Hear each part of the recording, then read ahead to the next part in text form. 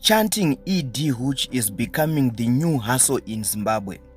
But my question is, vanhu ava vari kurevesa here nemoyo kana kuti inyaya yekuti akangoti ED Hooch or Vision 2030 ava kutopiwa mari nemota, nekuti tichitarisawo since President Mnangagwa zvavakapinda pachigaro in 2018 kusvika 2023 vanhu vashoma kwazvo vaitaura nezvemusangano weZANU-PF kana kutaurawo chakanaka pamusoro papresident. Asi kubva zvakatanga kupiwa vanhu mota nemari naWicknell Chivayo, vanhu vakabva vatanga kuvhura ma-affiliations ekutsigira mukuru wenyika unotonzwa zvichinzi mapostori for ED, musicians for ED, vendors for ED, Windy for ED. Ko pese apa vaimbovepi? Kusangana kwatikuita zvakare pachannel ino, channel yeZim Witness TV, pandinodzoka nema-updates akasiyana-siyana, uye ndinoti kana kari kekutanga kusvika pano ndinokumbira kuti ungobaya button rekusubscribe, then turn on the notification bell kuitira kuti usarasikirwe neevery update kana nyaya dzandinodzoka nadzo pano nguva nenguva. Now taonawo eZim hip hop artist T Gonzi atangawo affiliation yake inonzi Musicians for ED. Izvi atanga kuzvitaura mushure mekusungwa kwaProfit Magaya pamwechete nebodyguard ravo iro rainzi naT Gonzi rakandivhara mota, asi akazobatsirwa napresident kurikavha mota yake. Saka zvinoreva here kuti dai T Gonzi asina kubatsirwa kurikavha mota yake aisatanga affiliation yeMusicians for ED?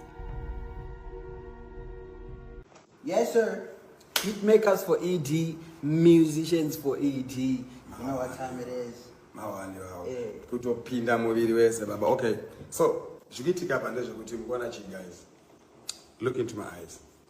Ndakaona kuti nyaya dzepolitics vanhu vanodzitora too serious, vamwe vachidzitora kunge dziri too emotional, vanhu vachinetsekana, vasiri kuziva chokwadi, vasiri kuziva kuti chii chiri kuitika. Sekutoti isusu sema-musicians ndakatozoona sekuti like tiri vanhu vekuti we have a huge responsibility, handiti nekuti tine influence vanhu pavanenge vachifunga zvinhu nekutaura zvinhu kana kuita zvinhu.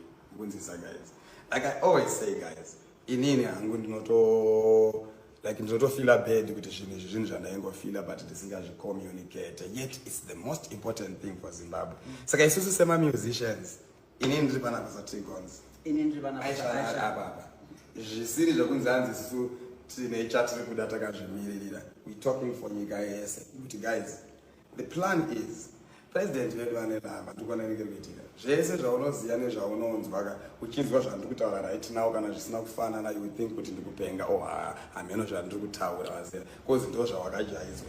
Inova iriyo nyaya yati kutangira kutanga musicians for ED. Saka kana iwe uri musician unofila kuti iwe une dream inenge yangu yaT Gonzi yekuona nyika yese yeZimbabwe iri paradise, zvekuti president wedu vakangoona muZimbabwean vanoona muZimbabwean vese achivafarira wageta nyika yese ichiratidza kuti ED isusu takazvimiririra. We believe in you and we support you and we believe kuti rudo rwedu pakati pedu president rinotendesa kumberi kani. President vachizvionawo nemaziso avo, vachizvifilawo, you understand what I'm saying, vachionawo sababa vedu vane love, you understand what I'm saying. That's the only next plan for Zimbabwe. So kama musicians ese akuda kupinda fumu musicians for Zimbabwe, like I always say, funga munoona vamwe vanhu vachitoitirwa zvinhu vachienda kumberi because zvinenge zviripo right. It could be all of us munyika yeZimbabwe tese ma-musicians, zvese nema-fans, zvese nema-journalists, zvese nekubhora tese nanamama nevana vadiki nanani. The first move for Zimbabwe is for all of us to rally behind ED, president vedu. The reason being that tichidaro rudo runotanga kungoflowa sezvariri kuita ende tiri mumba angangova ma-grievances kana any problems we may feel kuti this needs to be sorted. Tichataura nevakuru vedu nerudo sevana vari muimba imwe chete. We believe in you president. President vobelieve umatiri ende Zimbabwe yoenda kumberi. I will keep on saying this over and over again, zvisinapa zvakanyorwa, because it's a feeling.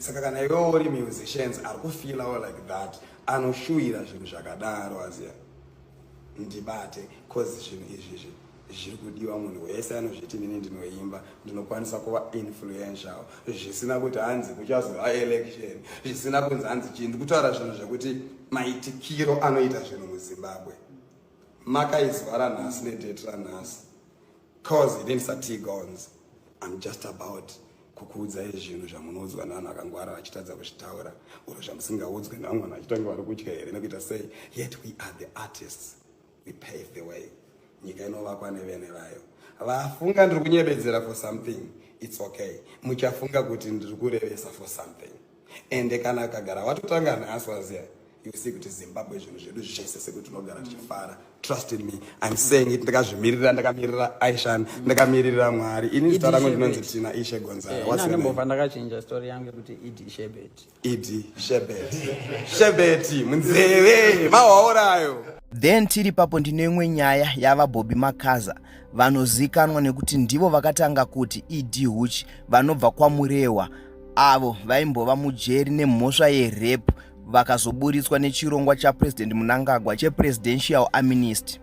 VaBobby Makaza vakapiwa mota nemari naWicknell Chivayo vachinzi vawane kubatsirikana, asi pazvinhu zvose izvi havasisina kana wani. Vatangazve kukumbira zvimwe. Izvi zvega zvinoratidza kuti these people avasapote musangano nemwoyo, but vanosapota because vane zvavari kuda kuhwandira, mari nemota. Nekuti pese zvinhu zvavo pazvaiva bho havaibuda vachipraisa President Mnangagwa and Wicknell Chivayo, asi pavabroka vabva vadzoka.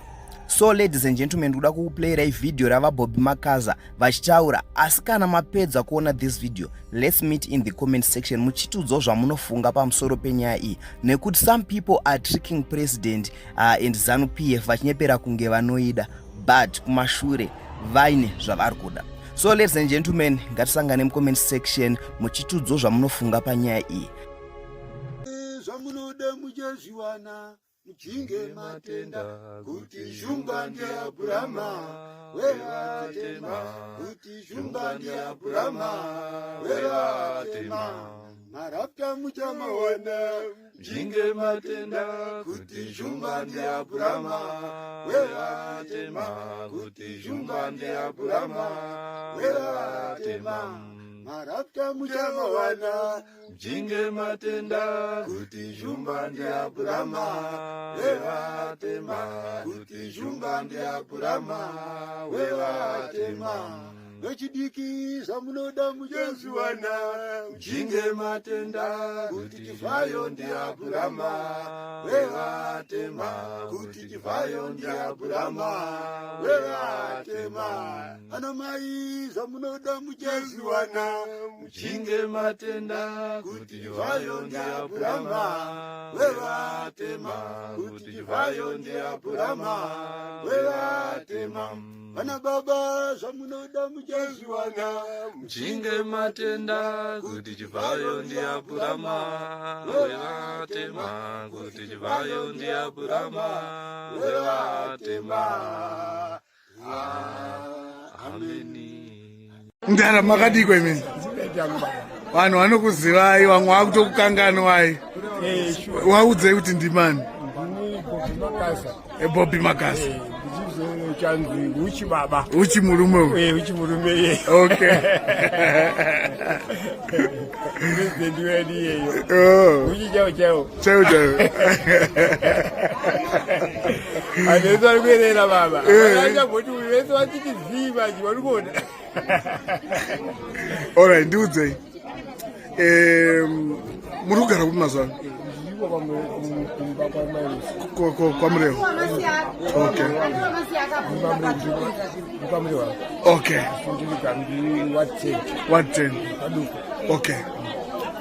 Makazorora here zviya I remember paipai mukadzi anga abva zviya ndizvo? Ndakasikaona mukadzi abva ndobva ndatora munhu ndobva ngodya kamari ndinaka ndenge ndapiwa ona Chivayo bva ndatacha saka nezvandini. Hamuna mukadzi izvozvo? Aishi, ko mari yase yakapera? Akatora kamukadzi akaenda kuti ndamuwana kuroora saka pakabuda mari. Kapaka ye mabudisa mari muchitei? maibudisa mari chienda kwambuya wambuya chigadzirawo zvinhu chinakawo kuti wambuya kuti kasikukuroora mukadzi vakangona kuti mari munhu asi asuro akabhandupa akabva atachi mamapuwa mari imini 2000 oh alright ko mota ndakapiwa mota makapuwa mota akwa yes iri kwere mota mota yakarongwa sambu nevana vagara pasi saka yakatogara pasi ndakazochinja tora iyo 80 kuti 80 ndia ndakazochinja itora iyo oho aiti vachaita atogadzika pasi nevakomana hatipaaagadzira tikuti aiwa no mukati chii kuna sewikneo vakakutarisa izvo zvizi ndokumbira kuti dai vaizvinachatipo ndikunyara tiri pamwanu ndikunyara kuti mukadzi apasinga pamota kuti yakafa atuba nanyara kana kufamba muwanhu saka ndikumbira kuti dai vaizvira nyasha